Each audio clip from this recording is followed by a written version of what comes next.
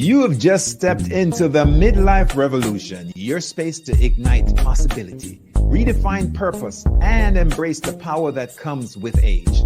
Co-hosted by yours truly, Coach Wayne. And I'm Coach Stacy M. Lewis, and we're two seasoned coaches focused on the midlife community of color. This isn't just a podcast, it's a movement. In a world that sometimes forgets the power and the wisdom that comes with age, we're here to ignite a revolution and rewrite the narrative of this incredible journey. So, whether you're navigating career shifts, rediscovering passions, or challenging the status quo, this is your space. So buckle up. Let's dive into the Midlife Revolution.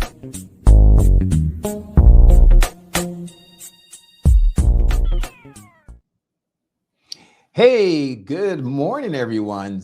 Coach Stacy, this is new for us, but we've done it before, so it's nothing that strange. And that is to all our viewers and listeners, we're coming to you with a recording today because it just is. Sometimes it works out that way. Stacy, I don't know the date, but let me just say hello, everyone. This is Coach Wayne from Midlife Revolution. You're on the beat with us, and it's a Tuesday. I know that much. And we're still in May. I know that much. And I know that I work with men of color, helping them to navigate through midlife so that their second half can be their best half. Coach Stacy Lewis, tell us about the date and who you are. Hello, everyone. Welcome to the Midlife Revolution. It's just so funny because those of you that have been listening and viewing us for some time know that Wayne will call a date out there, and it's not actually the date. So welcome to the Midlife Revolution. I'm Stacy M. Lewis. I am a nonprofit executive. I also serve as a midlife women's empowerment coach.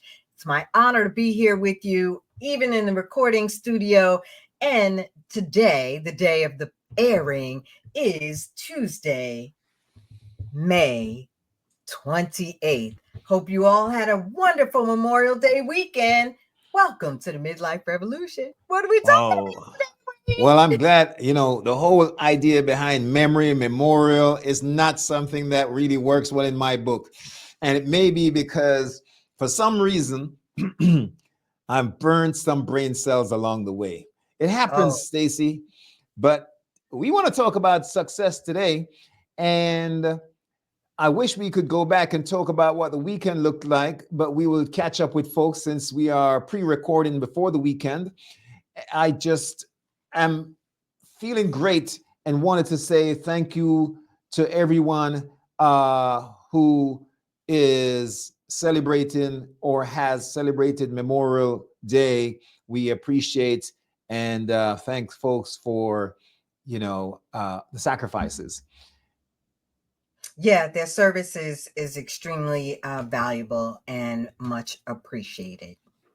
Yeah. Stacy, we spend our life trying to have what we call success. Mm-hmm. And it depends on who we speak with. Success has a different definition, different meaning, different connotation, right? And how would you define your success, Stacy? It's an excellent question, Wayne. And I love talking about success. So really, how do I define success now? What does success look like now? What does it feel like now?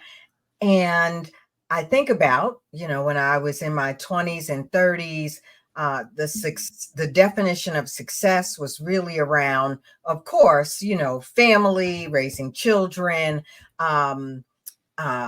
professional growth and development, earning money, et cetera, et cetera. And while all of that is valuable, the way I define success now are the people around me, my family, my close friends, are they well? Are they whole? What is their well-being? What is my well-being? Is my being well? And am I on a road where I feel like I'm living my purpose? And so that is how I now define success. But I think this conversation can be really interesting to talk about success in midlife and how the definition may have changed over time and how we can still act on ensuring that we're moving towards our successes or seeing our successes blossom. How about you, I Wayne? I How do you love do? it. That's a great response. Very thoughtful, very insightful. Like you, my definition has changed. Now, I remember as a kid, I had a sense of success based on the people that I modeled and what folks wanted for me to some extent. Mm, There was a time, Stacy, that I thought being a pilot was the image of success. I used to go to the airport in Jamaica and they had a waving gallery, and I'd stand up there and the wind was whirlpool style of wind, and I'd wave to my mom. Those days, you walked in a queue with a flagman on the tarmac mm, to the plane, right, Stacy? Well, young folks won't remember that because they don't know that. And I would wave. I'd see mm, these wonderful pilots in their pilot glasses and their white, crisp shirts with epaulets. And I got goose pimples. And for me, being a pilot was what success was going to be about. My dad was a builder, building contractor. And so he worked for himself, and his idea of success was working for yourself. And mm, along the line, um, I got lost with the vision of being a pilot and wanting to work for myself. I didn't do any until recently, but just to say that I defined success based on what things looked like, and somebody else's version of it. And that went on for many decades, Stacy. I think even the way it shaped my choices in school along the way. mm. I got to tell you that I feel a sense of freedom having fired corporate America a few years ago to chase my own version of success by becoming an entrepreneur. Mm-hmm. That was good. I was gonna say, like, oh, did you? I thought you were gonna say you gained a sense of freedom by firing that old benchmark of success. So, um, I think that that's often what we have to do, right? The beauty of being a child is that you can the possibilities are limitless, and and as we move through adolescence and into adulthood, and really start to have to make play a role in the direction our lives take and play a role in um, how the successes that we have uh, calculated in our mind, how they um, manifest or don't manifest, um, recognizing that sometimes we have to fire those old ideas, right? We have to release that and really accept where we are now and say, what does success look like now? Yeah. What does success look like now? And how do we, as coaches, how do we help others really identify what success looks like and foster their manifestation, so to speak, of their success? Yeah. Stacy, I'll tell you, talking about firing the initial pattern given to me for success, I had a Mm, teacher in high school, young kid, and every summer we'd come back, they'd ask, "What do you want to do when you grow up?" And you'd write this essay about what you want to do when you grow up. And I told this one teacher, I think her name was Miss Anglin, I told her I wanted to be a pilot. I used to mm, wear glasses, Stacy, because now I wear mhm, contacts because I can't see without them. And you know what she told me? She said, "Oh no, you could never be a pilot because you wear glasses." And that totally destroyed my idea of success as a professional at a very young age, maybe 12 or so. And I had to dovetail and think about what else could I do. So for a while, I was lost there, Stacy. My father's idea of being a contractor and working outdoors was not my idea either, because I didn't want to work in the sun. I wanted an AC office with a tie and a suit. So there it is. What I think is really interesting about that is that one of the beauties of this season of life is that Miss, I can't recall what her name Miss was, Anglin. Miss Anglin, folks like Miss Anglin no longer have the power to define our success. And when we're young, even, beyond elementary school, even in high school, and it happens to some of us even in our early 20s, where someone will say something and it changes our aspirations. It negatively impacts kind of how we're assessing ourselves, where we are, and our level of success. And one thing we know in this season, this second half, is that she no longer has the power to identify or qualify what success looks like to you.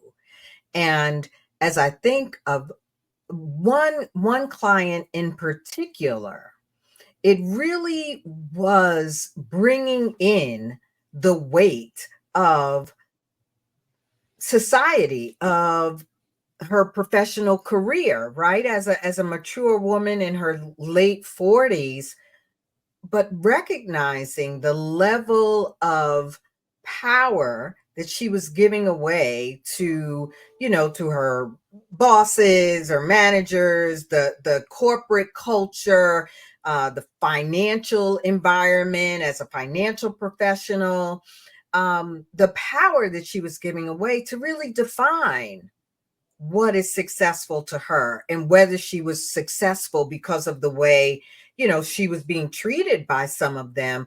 It caused her to feel like, oh, maybe I'm not successful, or maybe I don't deserve this position. And watching, as a coach, and I think even as a woman, watching another human and another woman kind of make that transformation from recognizing that, oh, they don't hold the definition of my success, I do.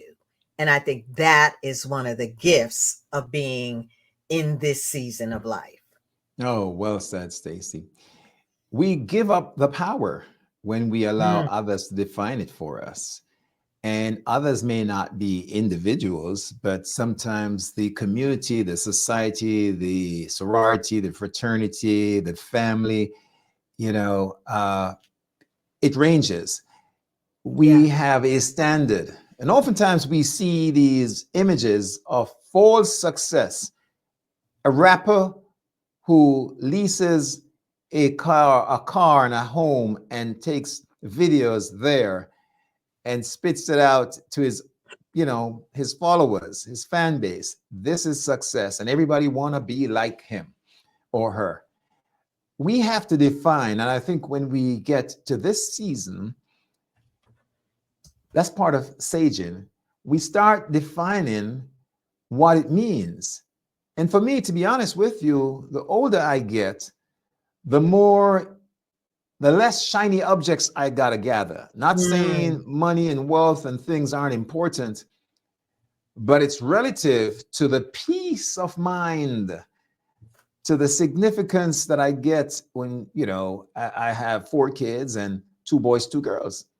Success in terms of legacy doesn't mean leaving everybody a 6-figure income to run with, right? mhm.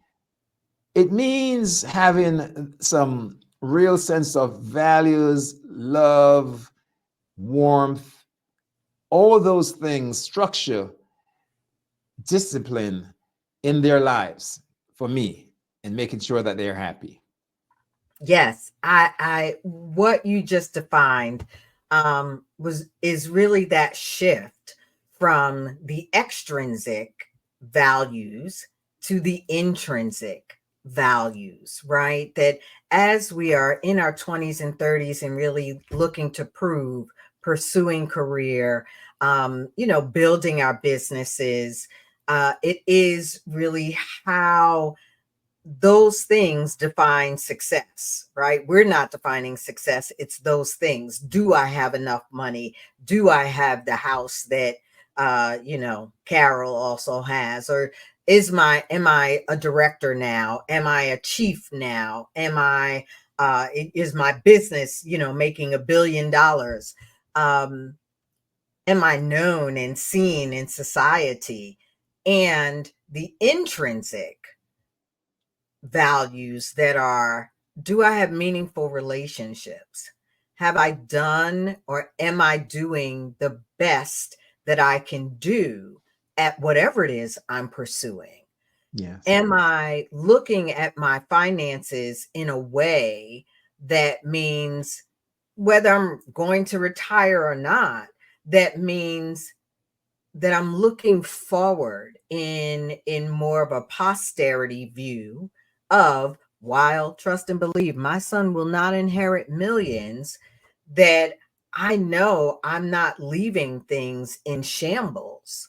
And so I love your overview, that demonstration of that shift, from the extrinsic to the intrinsic values. Yeah. And speaking of intrinsic, what we're saying here is that the race that we're running is the one against ourselves, right? Ourselves, not to compete with other people's status and where they are for their measure of success. So what if they have a 6 bedroom house? You live by yourself. Having a comfy, self-contained place is success if you're happy there and it's home and Mm-hmm. safe. Mm-hmm. Stacy, we let's show the Maslow pyramid because I want to make a reference around it. Abraham Maslow, the famed psychologist, as you know, talked about the pyramid of needs. And to some extent, we kind of fall in place with this where we believe in having psychological needs. And he initially said that we go through stages, right? Mm-hmm. Then having the ability to create housing or a place to sleep, shelter, warmth, food, those were needs that we wanted. And then he talked about safety needs, having personal security, employment, resources, health, and so forth. Love and belonging, having the need for friendship, intimacy, family, self esteem, respect, self esteem in terms of status and recognition, freedom, and then self actualization, desiring to give a little bit more than yourself to the world. And the reason why this is important to look at, Stacy, is because so much of our society builds these milestones of meeting these needs around time frames. Mm. You know, at a certain age, you should have children or you're not successful. At a certain age, you should have reached the CEO position in your company or you're not successful. At a certain age, you ought to own your own home or you're not successful. Those sort of pressures come to bear. And I think when we get older, we have to look back and look at where we are and determine what's the point? What are we trying to prove by Mm. meeting these goals?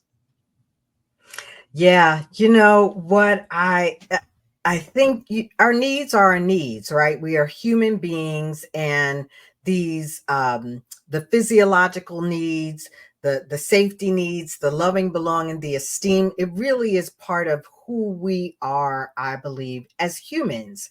And one of the points is that, you can bounce around with these levels of needs. We've all, or some of us, have hit some hard times where the physiological needs were dominant.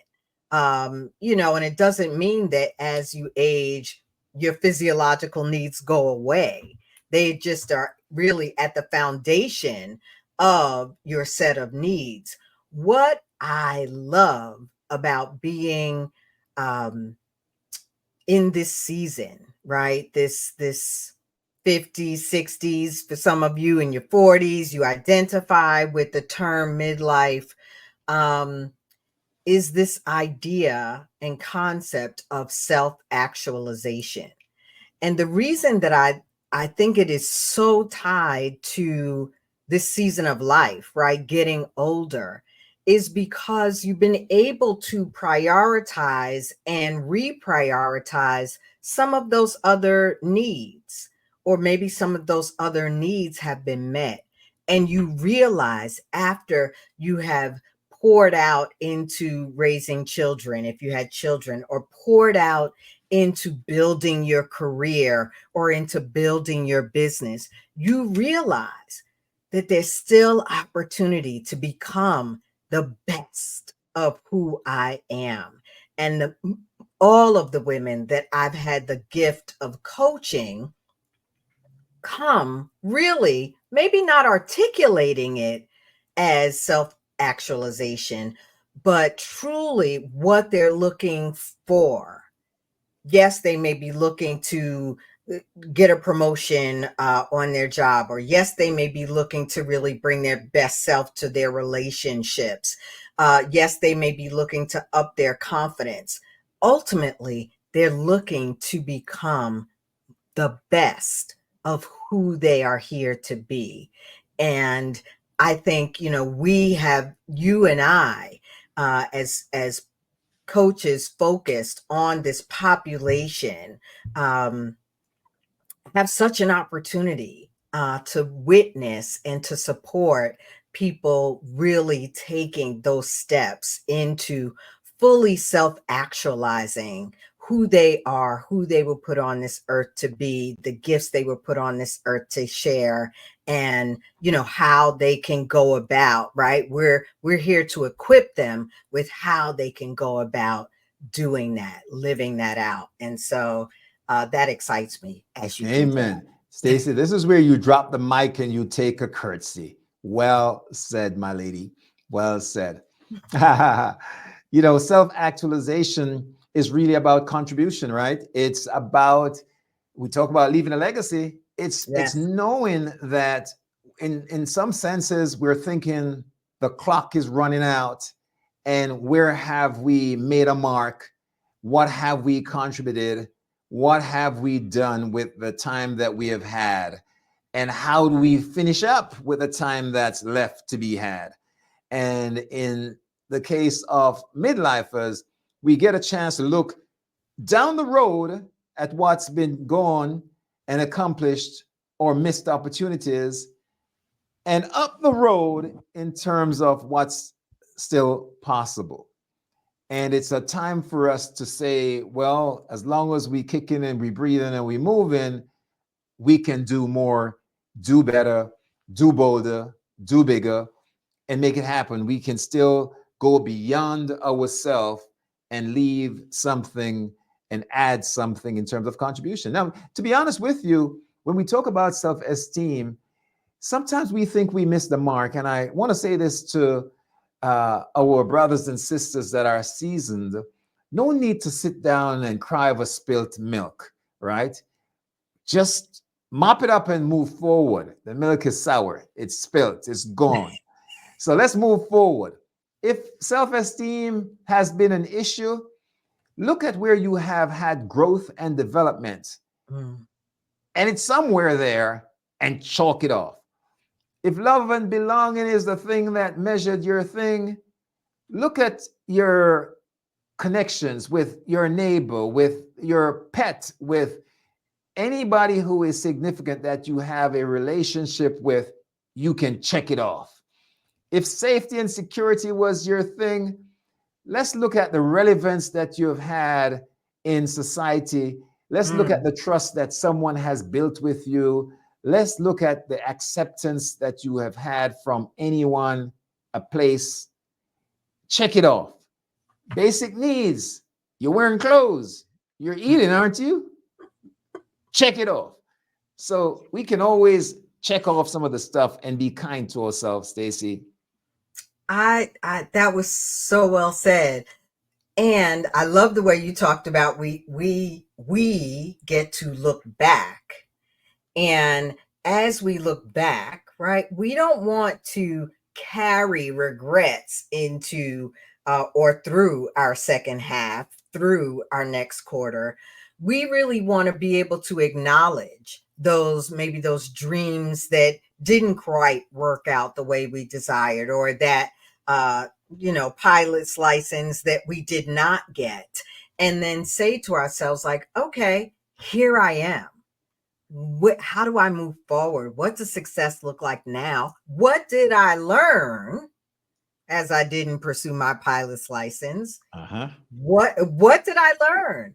And how do I grow? And Wayne and I are very much committed to helping people ask themselves those questions so that we can get unstuck, that we can release any regrets we might have from the past and really decide we want today's success. We want to redefine it. We want to understand in this season how we can move forward and move forward with a sense of aspiration, hope, and knowing that we're still making our mark. I don't know about you, Wayne, but I ain't dead yet. I still got work to do. We have impact to make, and we want to make sure we're equipping, empowering, and supporting our community to make impact. I have a pulse. I'm alive. I'm kicking. I'm well. I'm making it happen, Stacy, here and now. The greatest barricade and barrier that I see when I call folks for a discovery call is not so much the extrinsic stuff. We find a lot of blame. We point fingers. I'm reminded that when we point out, we have 3 digits pointing back at us. But what I recognize is that the brothers that I work with, Stacy, their issue is really the real estate, not outside, but between their ears.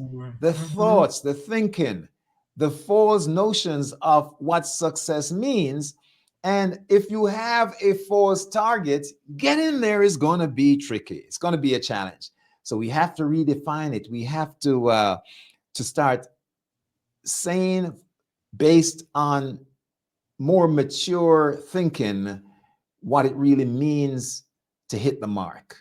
Yes, yes. And you and I talk often about as you have these thoughts about the past and maybe what you thought success would look like, or how someone else feels you should have done X, Y, and Z and therefore would have been successful, and how we internalize and allow those thoughts. We talked last time, right, about common errors in thinking. And the reality is we have to constantly ask ourselves about our thoughts. Is that true? So you talked about kind of it really is the space in here. Is that true? Is that measurement, that benchmark of success, is that really an accurate measurement of success? I told you, and I'll tell our listening audience, I had this goal. By the time I'm 50, I'm going to be married. I'm going to have my master's, and I'm going to have my motorcycle license. Well, folks, 10 years later, I can gladly report to you that I don't have any of those things. And I've been able to look at those aspirations. I still want my motorcycle license, though. I'm just saying, if I find the right mate and get married, amen, praise the Lord, hallelujah. I'm not going back to school because I'm so excited about my future.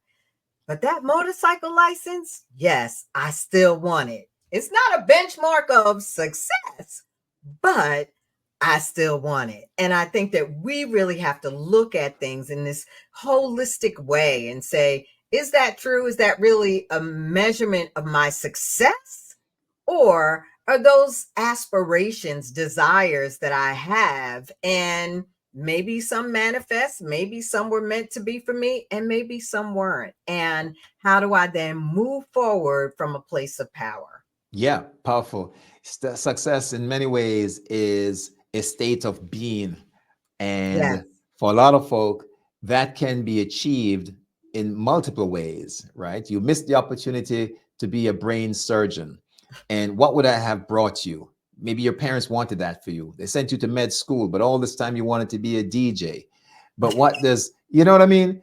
A So DJ. it's, Yeah, you got to yeah, live with yeah. it, right? It I sounds like a do. far cry, but you're saving minds and lives as a brain surgeon. Well, you know what? There's music therapy. As a DJ, you can still save minds and lives in a different way. You can contribute in a meaningful way if that's your measure. So all we're saying is stop letting others define for you what makes you real as far as your achievements, your accomplishments, and your success. Set your own milestone, your own march to your own drummer. Stacey, how are we doing on time today? We are out of time. We are so appreciative of our audience, our viewership, our listenership. We hope that you enjoyed this episode of the Midlife Revolution. It has been our honor to serve you. Don't forget that whole share, click, like, all of that lovely stuff. Know that Wayne and I will be back live and in living color soon. Talk to you. We're out.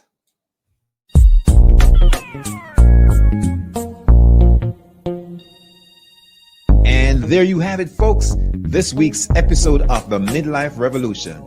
Hey, we truly appreciate you spending this time in this space with us. Join us next week at the same time as we dive into relevant topics and present solutions to spark new thinking and empower your midlife journey. Don't forget, if today's episode resonated with you, share your thoughts and suggest topics in the comments. And of course, remember to subscribe, share, like, and hit that notification bell. You are the Midlife Revolution.